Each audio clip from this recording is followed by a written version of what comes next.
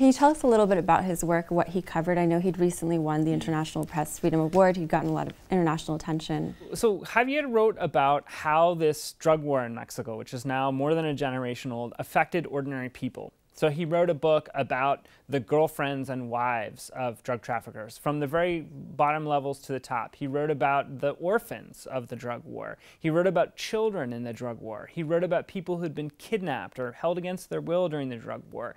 And finally, in his last book, he wrote about journalists who'd been threatened and killed for writing about the drug war. In other words, it was never about the drug war itself. This is not like, a version of Narcos, the Netflix series. It's not about drug lords who have tigers and Ferraris and fly around in helicopters, or sinister politicians at the highest levels of government in Mexico. It's not about that at all. It was about ordinary people and how they experience this. And what's your favorite memory of him? I mean, he was absolutely an eccentric guy. There's no way around it. We'd have him for public presentations and stuff, and he would be really sullen and quiet and not talk, and then when he would talk, he would swear or be a little bit too off color, or it would be a little uncomfortable for people.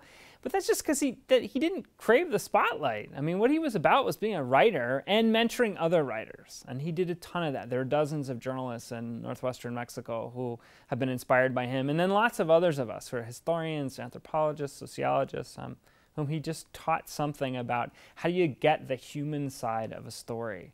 There's very few people who have that gift. And his death is indicative of a much larger problem in Mexico. Can you tell us a little bit about that and how perhaps this death stood out in the context? According to the Committee to Protect Journalists, since 2000, 104 journalists have been killed in Mexico, and 25 have been disappeared. If you add sort of citizen journalists and activists, that number goes up dramatically. And if you add people who've been threatened or intimidated or no longer doing their work, it goes up even higher than that. Journalists have been absolutely under threat. However, I would say, though, that the profile of the journalist who gets killed in Mexico is very different than Javier's profile. A lot of us thought this wouldn't happen to Javier precisely because he had an international reputation, because he had friends all over the world, because he was a national figure in Mexico. Most of the journalists who get targeted are small, provincial journalists who, are totally unprotected, totally vulnerable. That wasn't the case here, and whether that indicates a new kind of violence or that indicates that he had perhaps had some stronger enemies who decided that his national profile was threatening, we don't really know. How do you think Javier Valdez would want to be remembered?